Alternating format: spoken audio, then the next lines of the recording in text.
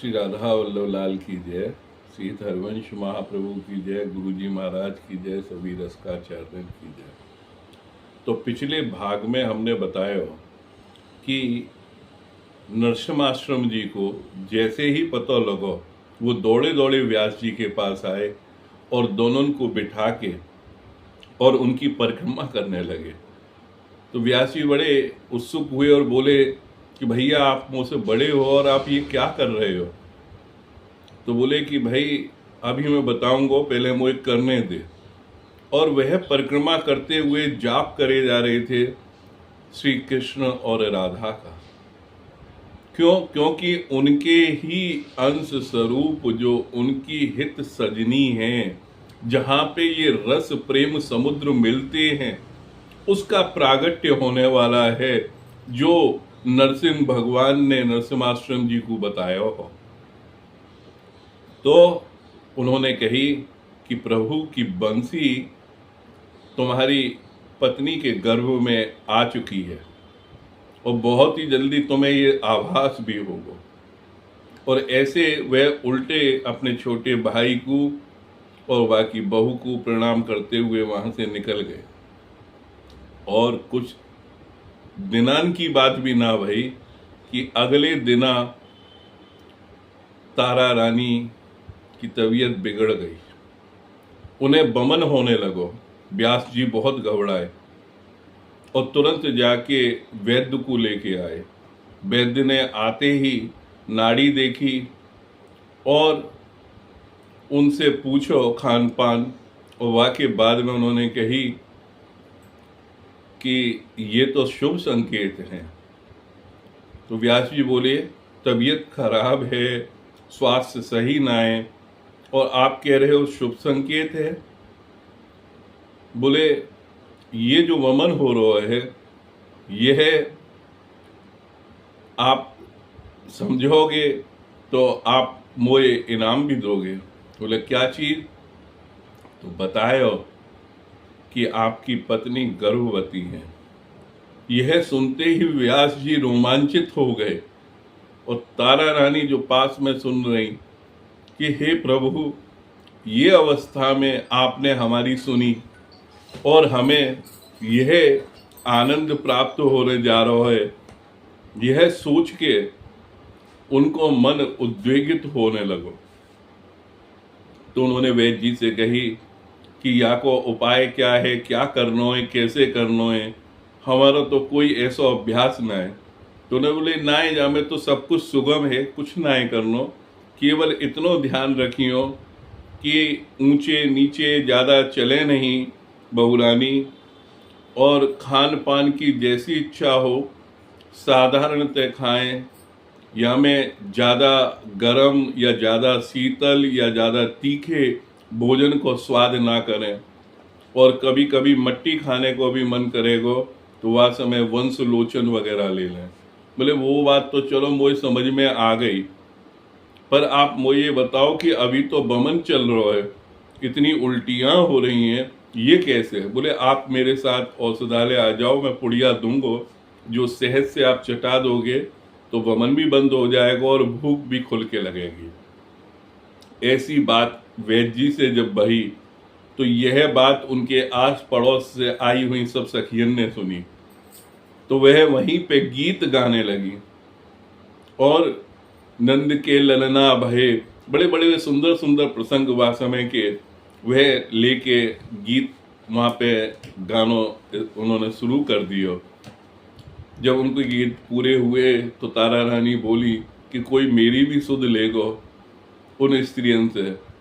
तो उन्होंने कही कि जो इच्छा है वह हमारी पूर्ति होने जा रही है, हम तुम्हें ही लेके सोचते रहते, तो आज तुम्हारी ये बात पूर्ति होने से हमें ही बहुत खुशी हो रही है, और इच्छा पूर्ति के लिए हम अपने देवन को पूजने जा रहे हैं।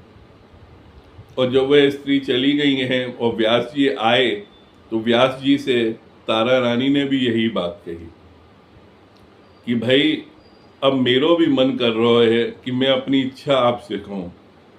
बोले क्या इच्छा है। कि मेरी ब्रज वसुंधरा को घूमने की इच्छा है, भगवान कृष्ण की क्रीड़ा स्थली को मैं आनंद लेना चाहूं, जाने कैसे मन में ये बार बार आभास हो रहा है। तो व्यास जी बोले कि कितनी अच्छी बात कही है, अभी मेरी राजा से जो बात भई है वह भी मोकू लेके जाने की बात कर रहा हो, और वहां ब्रजभूमि से ही होके जानो है। अब मैं व्यवस्था करूं कि या से कि आपको भी वहां जानो हो सके, पर ऐसी अवस्था में कैसे होगो मुझे सूझ नहीं रहो है। तो बोले आप प्रयास तो करो, सब अच्छो ही होगो। और यही प्रकार से उन्होंने राजा से बात करी। उन्होंने वहाँ के सूबेदार और उनको पहले से ही सूचित कर दियो कि व्यास जी ब्रज क्षेत्र में रुकेंगे और ऐसे ऐसे उनको कार्यक्रम रहेगा। यह बात जब रानी को बताई और जब ये यात्रा पे निकले हैं तब तक 7 मास बीत चुके गर्भ के, और 7 मास और करके जब वो वहाँ पहुँचे हैं तो उन्होंने जैसे ही ब्रज में कदम रखो है तो यहाँ पे भी ब्रजवासियों को कोलाहल हो गयो कि ऐसो कौन राजा चलो आ रहा है, जाके साथ में इतनी घोड़ा गाड़ी और बैलगाड़ी, तंबू, तनात, ये सामान इतनो लेके। ब्रजवासियों को प्रसन्नता भी भई कि हमारो ऐसो भाई कोई जजमान आ रहा है। तो जब वह रुके तो तुरंत ही ब्रजवासी उनके पास पहुंच गए, और पहुंचने के साथ ही बोले कि भाई आप कहाँ से आए हो, अपना परिचय दो। तो व्यास जी ने कही है कि मैं देववन को निवासी हूँ और ब्रज यात्रा के लिए आया हूँ। तो सभी ने तुरंत ही कही कि ऐसी तो बात हम ही सोच रहे कि ऐसो जजमान हमारो आयो है आज, कि ऐसी सवारी ब्रज में पधार रही है कि हाथी घोड़ा सब चले आ रहे हैं, आप राजपुरुष हो का। तब उन्होंने बताया कि मैं बादशाह को राजजोशी हूँ और 4000 को मनसबदारी हूँ।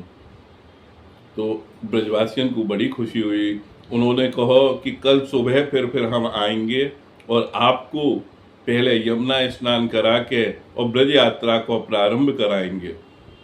और यही भयो, और अगली सुबह से उनकी ब्रज यात्रा प्रारंभ हो गई। और प्रारंभ होने के साथ में ही उन्होंने भोजन थाली ठाकुर जी की जहाँ ही, वह तारा रानी के मन में और हर्ष पैदा करने लगी। उनके जो चरण चिन्ह की पहाड़ी है वहाँ पहुँच के तो उन्हें ऐसो लगने लगो कि जैसे भगवान अभी ही चल के गए हैं और ये चरण चिन्ह वहाँ विराजमान है। वहीं से वह अलग अलग सरोवरों को दर्शन करते हुए अलग अलग बनन के भांडीर वन और जो जहाँ पे उनको विवाह है वो भांडीर वन में कदम खंडी, ये सब जगह को घूमते हुए जब उनकी यात्रा पूर्ण होने को आई, या में 1 माह के ऊपर को समय लग गया। और माह से ऊपर के समय होने के साथ में इनकी भी अवस्था थोड़ी सी चलने फिरने में असमर्थता आने लगी। तो एक दिना तो ये भयो कि जब ये गोकुल से दाऊ जी और ब्रह्मांड घाट और रमन रेती दर्शन करके लौट के आ रहे मथुरा के लिए, तो बाद ग्राम के पास आके इन्होंने व्यास जी से कही है तारा जी ने कि मेरे तो चलने को बिल्कुल भी साहस ना रह गयो, मैं एक कदम ना चल पा रही हूँ। आज ऐसो करो कि डेरा यहीं लगा दो, मथुरा भले ही सुबह में पहुंच जाएंगे। तो ये बात को लेके व्यास जी ने भी कह दिया हाँ हाँ, क्योंकि उनके साथ तो नौकर चाकर तमाम सभी व्यवस्थाएं ही, और तुरंत ही वे राजी हो गए। पर फिर उनके दिमाग में एक प्रश्न आया कि यह जगह पे हमें दाई कहाँ मिलेगी, कोई वैद्य कहाँ मिलेगा अगर कोई परेशानी आ गई। तो तारा जी ने कही कि ये भोले ब्रजवासी हैं, जब इन्होंने इतने प्रेम से ब्रज यात्रा कराई है तो आप इनसे सहयोग मांगो, ये सब व्यवस्था हो जाएगी, आप प्रयास तो करो। तो वही समय व्यास जी गांव में मिलने के लिए गए, तो वहाँ पे बड़े बड़े लंबरदार वगैरह खड़े भये चौधरी, और उन्होंने परिचय पूछो, और वहाँ पे भी उन्हीं की चर्चा चल रही कि जैसे जैसे उनको गोकुल से पूरा काफिला जब आयो है, जैसे कि कोई आजकल के समय में मिनिस्टर वगैरह चले उनके पीछे 20-20 गाड़ियां चले, तो ऐसे ही व्यास जी को जब काफिला वहाँ पे पहुंचो है इतनी गाड़ियों में, तो उनके गांव में भी एक कौतूहल हो, तो उन्होंने कही कि हम आपकी हर प्रकार से सहायता करेंगे, आपको कोई चीज़ की कमी नहीं पड़ेगी, आपको जो चाहिए। तो उन्होंने कही कि ऐसे ऐसे मेरी पत्नी की जो स्थिति है वह मैं आपको बता रहा हूँ। तो वह स्थिति को लेके उन्होंने जैसी कहनी चाहिए, तो ऐसे अच्छे ब्रजवासी लंबरदार इन्होंने तुरंत ही वहाँ पे कहो कि हमारे घरन में जो बैयर बानी हैं, स्त्रियां हैं, औरतें, जो बच्चे हैं, बूढ़ी हैं, ये सब आपके सहयोग में रहेंगे, और जाकू जैसो अनुभव है आपको सहयोग करेगो।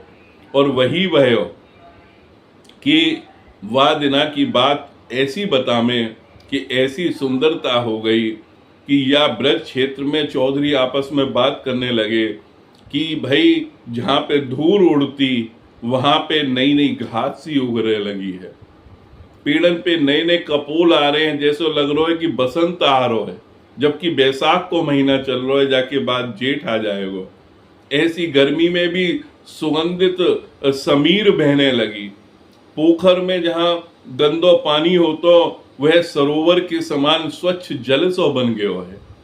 तो हिज्जी के आने के आभास के साथ ही और रात्रि के समय तो अद्भुत चमत्कार उन्होंने देखो कि रात्रि में ये भयो है कि पूर्णमासी के चांद के समान जो चंद्रमा होवे, बाकी जो रोशनी पूर्णमासी की होवे वो एकादशी पे ही होने लगी, यानी कि 4 दिन पहले ही पूर्णमासी को तो चांद निकल आयो।